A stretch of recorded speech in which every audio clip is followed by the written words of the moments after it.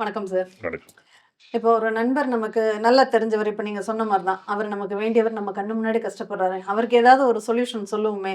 அப்படின்னு நம்மளே சில நேரத்துல ஜாதகத்த வாங்கி போட்டு அவங்களுக்கு பதில் சொல்றது உண்டு. அப்படி சொல்லலாமா? கூடாதா? தயவு செய்து அத செய்யவே செய்யாதீங்க. நம்மட்ட கேட்காம பதில் சொன்னாலே அது நல்லா இருக்காது பொதுவாவே. கேட்டாங்கன்னா பதில் சொல்லலாம். நம்ம யாரையும் வேண்டான்னு சொல்லல. ஆனா கேட்கவே கூடாதுன்னு கேட்கக்கூடாது. ம். இப்ப உங்கள்ட்ட சாப்பாடு கேட்டு வாங்குனேன்னா, அதுக்கு பேர் என்ன? நீங்களே எனக்கு சாப்பாடு குடுத்தா அதுக்கு பேர் என்ன? நானா குடுத்தேன்னா தானம் குடுக்கறது. சரி. அவரா கேட்கிறாருன்னா, அதுக்கு வேற மாரி அதுக்கு அர்த்தம். வேற மாதிரியான அர்த்தம். வார்த்தை. யாசகம் வாங்குறவங்க யாசகம் வாங்குறது. வாங்குறவங்கலாம் என்ன ம். சொல்லுவாங்கன்னா, நம்ம ஊர்ல பிச்சை எடுக்கிறோம்னு சொல்றோம். ம். ஐயா எனக்கு சாப்பாடு போடுங்கன்னு சொன்னா அது பிச்சை. ம். நம்மலாம் இந்தாங்க சாப்பாடு வச்சு சாப்பிடுங்கன்னு சொன்னா அது அன்னதானம். ம். இவ்வளோதான் ம். வித்தியாசம். நம்ம தான் ஒரு வார்த்தை அழகா சொல்லியிருப்போம் மெய்மொழிகள்ல. தேடி பெறுவது அறிவு, தேடாமல் பெறுவது ஞானம் அப்படின்னு சொல்லியிருப்போம். நம்ம சில விஷயங்கள் அதுவா கேட்டு ஒரு சில இடத்துல அந்த அன்னதானமா குடுக்கும்போது, அது சாப்பாட்டுக்கு வேணா உகந்ததா இருக்கலாம். ம். ஆனா கேட்டு வாங்குனோம்னா, அந்த சாப்பாட வாங்கி சாப்பிடும்போது, அதில உப்பும் தெரியாது, உரப்பும் தெரியாது, புளிப்பும் தெரியாது. ம். ஆனா நீங்களா ஒரு சாப்பாடு ஊத்தும்போது, பாதி சாப்பிட்டுட்டு, பாதிய நமக்கு போட்டு பிடிக்கல, டேஸ்ட் பிடிக்கல. நல்லா இல்லன்னா மிச்சம் வச்சுட்டு அப்படியே எழுந்திரிச்சுருவாங்க. அது இப்ப நெறைய நீங்க இடத்துல சொல்ற பார்க்குறோம். வார்த்தை எப்படி இருக்குன்னு இப்பவே முடிச்சுங்க. வழி தெரியலன்னு ஒரு பையன் நிக்கிறான். வழி தெரியலன்னு ஒருத்தன் இருக்கிறான். வழி தெரியலன்னு ஒருத்தர் இருக்காங்க. ஐயா எப்படியாச்சும் எனக்கு ஏதாவது ஒரு பையன் ஒரு 25 வயசு, 30 வயசு பையன் ஒரு தொழில் செய்யணும்னு சொல்லும்போது, அவனுக்கு ஒரு நல்ல ஒரு பிளானிங் ஒரு 10 வருஷத்து பிளானிங் பண்ணிட்டு, ம். நீ இத செய், இத செய்யாத.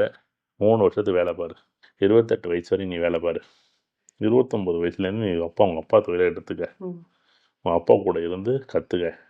அப்போ உனக்கு நல்லாருக்கும். ம். சரியா? ம். கண்டிப்பா சொல்லணும். அப்படின்னு சொல்றது ஒண்ணு. ம்.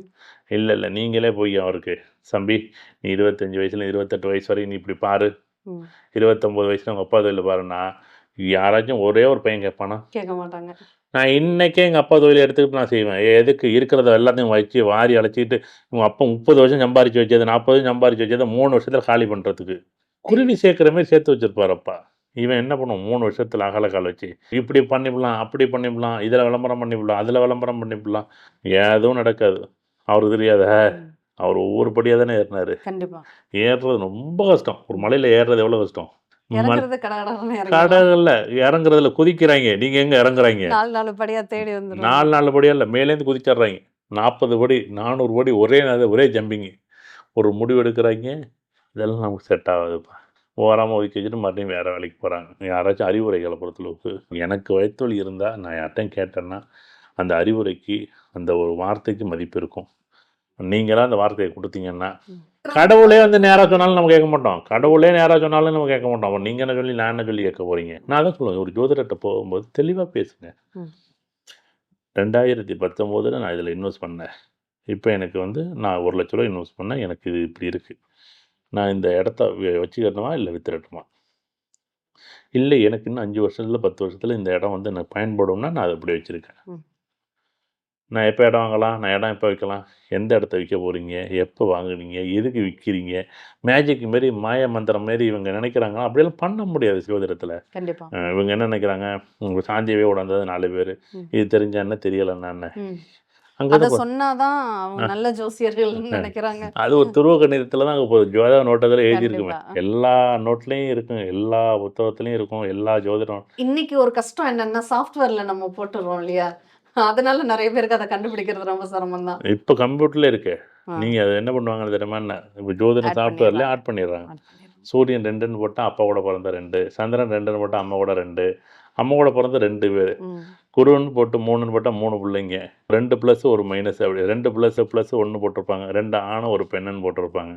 இது எல்லாமே ஜாதக நோட்ல இருக்குமா? இருக்கும். துருவ கணிதத்தில பக்கம் பக்கமா இருக்கும். எல்லா ஜோதிட நோட்லயும் எல்லா ஜோதிடர்கள்ட்டயும் தெரியுமான்னு தெரியும். ஏன்னா முடிஞ்ச விஷயங்கள பேசுறதாலயோ, முடிஞ்ச நிகழ்வுகள சொல்றதாலயோ இல்ல என்ன நம்மகிட்ட நடக்கும்? வர்றப்பவே, கடந்த காலத்துல ஏதாவது ஒரு நிகழ்வு சொல்லுங்க. இத்தனாம் தேதியில எனக்கு ஒரு விஷயம் நடந்திருக்கு. அது அத சொன்னா தான் நம்ம நல்ல ஜோதிடர்ன்னு நம்புறாங்க. ஏய் வாழ்க்கையோட பிளானிங்கை பொறுத்தளவுக்கு, இப்ப ஒரு டாக்டர்ட்ட போயிட்டு எனக்கு உடம்பு சரியில்லன்ட்டு, எனக்கு 2019ல எனக்கு என்ன பண்ணுச்சுன்னு கேட்டா என்னங்க சொல்லுவாரு? பாவம் ஒரு டாக்டர். இன்னைக்கு கைய புடிச்சு பார்த்து, நாடி புடிச்சு பார்த்து, அந்த காலத்தில சொன்னாங்கன்னா சொன்னாங்க. ஒரு மருத்துவரா இருந்து, அ சித்த வைத்தியம் தானே அந்த காலகட்டத்தில. உனக்கு வாதம் அதிகமா இருக்கு, பித்தம் அதிகமா இருக்கு, பித்தம் சம்மந்தப்பட்டது குறைக்கணும் அப்படின்னு என்ன பண்ணுவாங்க, நாடி பிடிச்சு பார்ப்பாங்க. ம். நாடி பிடிச்சு பார்த்தாலே அவங்களுக்கு ஓ தெரிஞ்சுக்கும். தெரிஞ்சு போடும். அவங்க என்ன பண்ணுவாங்க, நாடி பிடிச்சு பார்த்துட்டு அதுக்கு மருந்து கொடுப்பாங்க. கேட்கலாம் மாட்டாங்க, பேச மாட்டாங்க. ம். நாடி பிடிச்சு பார்த்து மருந்து கொடுக்குறதுல ஆளே இல்லை எனக்கு தெரிஞ்சு. ம். யாராச்சும் இருந்தால் நிறைய பேர் சொல்லுங்கள். ம். ஏன்னா யாருக்காச்சும் பயன்படட்டும். எங்கள் ஊரில் ஒருத்தர் இருந்தார், ஒரு வைத்தியநாதனா ஒரு பேர். ம். நாடி பிடிச்சு பார்த்துட்டு அப்படி மருந்து கொடுப்பாரு, அப்படி கேட்கும். நீங்கள் என்ன அவர் இன்னைக்கு எனக்கு தெரிஞ்சு ஒரு 20 வருஷத்துக்கு முன்னாடி இல்லாமல் போயிட்டாரு. எனக்கு ஆச்சரியமாக இருக்குங்க. அப்பெல்லாம் மருத்துவச்சி வந்து நாடி பிடிச்சு பார்த்துட்டு தானே ஒரு பொண்ணு கன்சீவா இருக்கா ஆமாம், இல்லையான்னு கூட சொல்லுவாங்க. சொல்லும் அந்த நாடி துடிப்பிலேயே அவங்க சொல்லும் சொல்லுவாங்க. சொல்லும் இன்னைக்கு அந்த அளவுக்கு யாரும் இல்ல. இல்லை. எல்லா டெஸ்டும் எடுத்து பார்த்துட்டோம், இந்த வலிக்கான காரணம் யாருமே சொல்ல மாட்டேங்கிறாங்க அப்படின்னு சொல்றது உண்டு. எல்லா மருந்தும் கொடுத்து பார்த்தாச்சு வலி நிற்கல அப்படின்னு சொல்கிறது ஒரு ம். பக்கம் மருத்துவத்துறையில் இருக்கக்கூடிய ஒரு நிகழ்வு. ஆனால் ஜோதிடத்தில் மட்டும் என்னன்னா உடனே சொல்லணும், முன்னாடி நடந்ததை சொல்லணும் அப்படிலாம் இல்லை.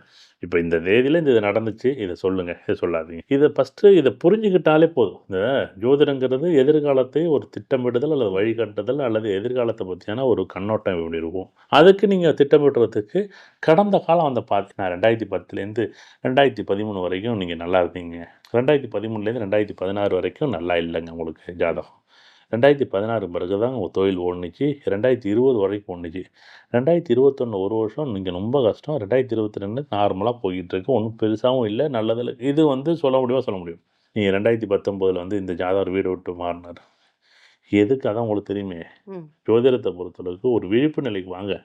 இன்னமும் கூட பிறந்த எத்தனை பேர், அம்மா எத்தனை, அப்பா எத்தனை, அதெல்லாம் உனக்கு தெரியுமில்ல. பேர் பார்த்தீங்கன்னா அதை விட பெரிய கொத்து பேர். இந்த ஜோதிடங்கிறது ஒரு மாயின்னா ஒரு பக்கத்தில் மாயை இழுத்துக்கிட்டே தான் போகுது. அது நல்லா இருக்கா நல்லா இல்லையான்னு தெரியலை. என்னைக்கா ஒரு நாள் புரியணும். நீ கற்றுக்கிட்டாலும் சரி கற்றுக்கலாம். இப்படி தான் இதான் ரூல்னா இதான் ரூல். ஏன்னா ஒரு கணிதங்களையும் கணக்கு முறைகளை முடிஞ்ச அளவுக்கு ஒரு மனிதனுக்கு இது நடக்கும், இது நடக்காது, இந்த காலகட்டம் நல்லது நல்லா இல்லை, இதை நீங்கள் வந்து ஒரு முடிவே இது வரைக்கும் பண்ணலை. இது வரைக்கும் முடிவே பண்ண முடியல. அப்படின்னா நம்ம ஒரு விஷயங்கள் இப்போ 2016 2020 வரைக்கும் இவருக்கு நல்லது நடக்கணும். 2016 17 நல்லது, 2018 நல்ல இல்லை, 2019 சூப்பராக இருக்குது. இதை அறுதிட்டு சொன்னாலே பெரிய விஷயம் தானே. கண்டிப்பாக இதானே தேவை. 1990 நீங்கள் எப்படி இருந்தாங்கன்னா 1980 எப்படி இருந்தால் யார் கேட்க போகிறவங்கள. கண்டிப்பாக அதை விட்டு ஜோதிடங்கிறது ஒரு எதிர்காலத்தை திட்டமிடக்கூடிய ஒரு கருவியாக இருக்குது. திட்டமிட்டுங்க, செயல்படுத்துங்க, ரொம்ப சந்தோஷம் கொண்டாடுங்க. அவ்வளோ அழகாக இருக்கும் இந்த ஜோதிடம். அதுதான் அச்சலக்கணம் பற்றி படிங்கன்னு சொல்கிறது காரணம் தான். ஜீம்பூம்பா மாரியெல்லாம் இல்லை, கணக்கு முறைகளை எளிமையாக்கியாச்சு.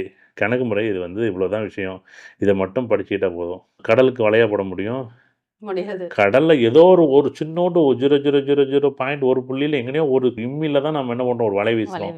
அதில் ஏதோ 4 மீன் மாட்டுற மாரி ஜோதிடத்தில் வாழ்க்கைங்கிற பெரிய பொக்கிஷம், பெரிய கடல் மாதிரி. அதில் இன்றைக்கி நம்ம எங்கே இருக்கிறோம், அதில் ஏதோ ஒரு கேள்வி இருக்கும். நமக்கு ஒரு வீடு வாங்கலாமா, இடம் வாங்கலாமா, இடம் வாங்கினா எப்படி இருக்கும், வீடு வாங்கினா எப்படி இருக்கும், சொத்து வாங்கலாமா, இப்போ குருவாக இருக்குது வீடு வாங்கலாம், சுக்கிரனாக இருக்குது பங்களா வாங்கலாம், சுக்கிரனாக இருக்குது பெரிய அப்பார்ட்மெண்ட் வாங்கலாம், புதனாக இருக்குது அடுக்குமாடி குடியிருப்பு வாங்கலாம், குருவாக இருக்குது 6 வீடு உள்ள அப்பார்ட்மெண்ட்டில் ஒரு வீடு வாங்கலாம். அவ்வளோதானே விஷயம். 4ஆம் வீட்டு குரு வந்துச்சுன்னா 6 வீட்டில் உள்ள அப்பார்ட்மெண்ட் வாங்கலாம். அவ்வளோதானே விஷயம். 6 வீடு தான் இருக்கும், இல்லை 7 வீடு தான் இருக்கும். அவ்வளோதானே விஷயம். ஏஎல்பி லக்கணத்து 4ஆம் வீட்டில் குரு வந்துச்சுன்னா 6 மாடி குடியிருப்பில் நீங்கள் வீடு வாங்கிக்க.